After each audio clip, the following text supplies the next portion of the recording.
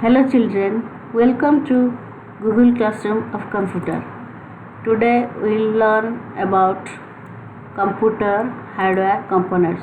Chapter 1, Computer hardware components. Unit 1, Components of a computer system. What is a computer and what is a computer system? A computer is an electronic and smart machine that accepts data, processes it and converts it into meaningful information that is called output. So a computer is an electronic device that accepts data and instruction as input, then processes it, then converts it into meaningful information that is called output. This is gone about what is a computer. Now what is a computer system? A computer system is composed of hardware and software. The two basic components of computer are hardware and software. The computer system comprises of all the devices, input devices, output devices, processing devices, storage devices. So all devices together form a computer system. Now let us learn about components of a computer. Components of computer are input devices, central processing unit, primary storage or memory unit, secondary storage or mass storage unit, then output devices. These are the components of computer. Now you can see the block diagram of a computer system. How we give data and instruction to the computer through input device is input. First input is given to the computer, then it goes to CPU and it is being processed. Data and instructions are being processed inside the CPU. Then result comes to the secondary memory as output or result or information. So input is going to computer to the CPU, it is being processed inside the CPU, then it is coming to the secondary memory as output or result or information. Now hardware. What do you mean by hardware? All the physical parts of the computer, mechanical, electrical, electronic or other physical equipment and machinery associated with computer system are called hardware. Basic microcomputer hardware includes a central processing unit, keyboard and monitor. Hardware includes all input devices, storage devices and output devices as I told. So input devices are the devices that allow us to give data and instructions to the computer. Examples are keyboard, mouse, optical mouse, trackball, joystick, light pen, webcam, barcode reader, touch screen, etc.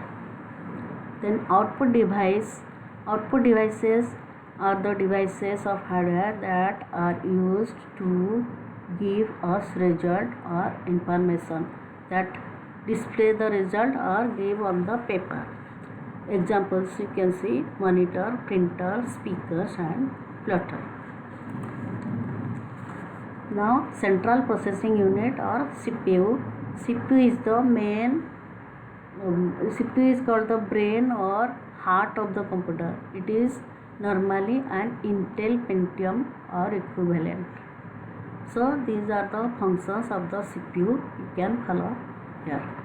It receives data as input, follows the instruction, then processes data, then at last it executes the data and gives us meaningful information as result.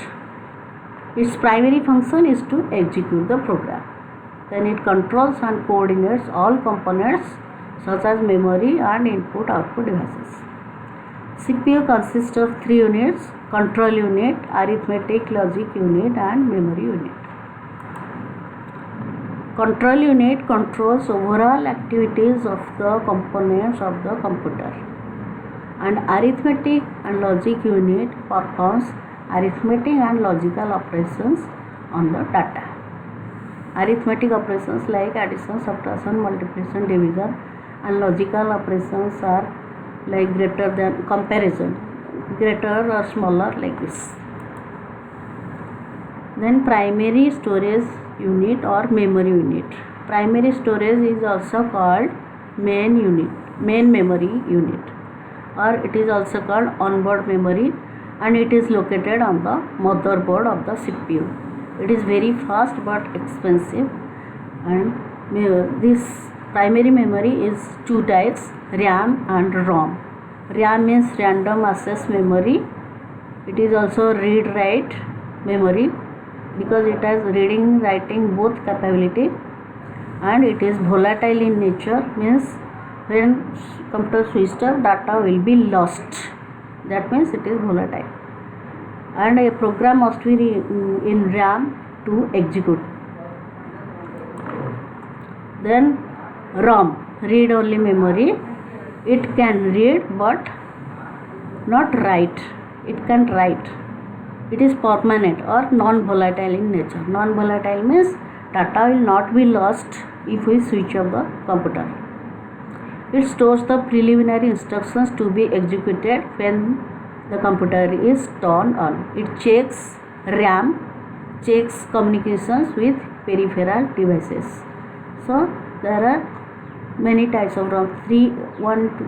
Many types of ROMs: ROM, PROM, EPROM, and EEPROM. Then secondary storage or mass storage. Secondary storage is also called mass storage. These are external devices, and these are not present on the motherboard. These are either inside or outside the computer. They store programs and data permanently. These are slower but cheaper. So these are the different sizes of the different secondary storage devices. You can see CD, hard disk, tape, flash drive. So hardware parts are over. Now come to software. What do you mean by software? Software are the set of instructions necessary for a computer to accomplish required tasks, or these are the programs written in a special language with a series of instructions to a computer to solve a problem or perform a task to achieve a specific result. Now, what is the relationship between hardware and software? There is some relationship between hardware and software. Without software, hardware cannot work. So you can say one example: hardware is like a car. Without software, it is like a car without a driver. So to make the hardware work, software must be there. Types of software. There are two types of software: system software and application software. System software are the software which are used to operate, control, and manage the computer. And application software are specific software. These are designed to perform some specific job.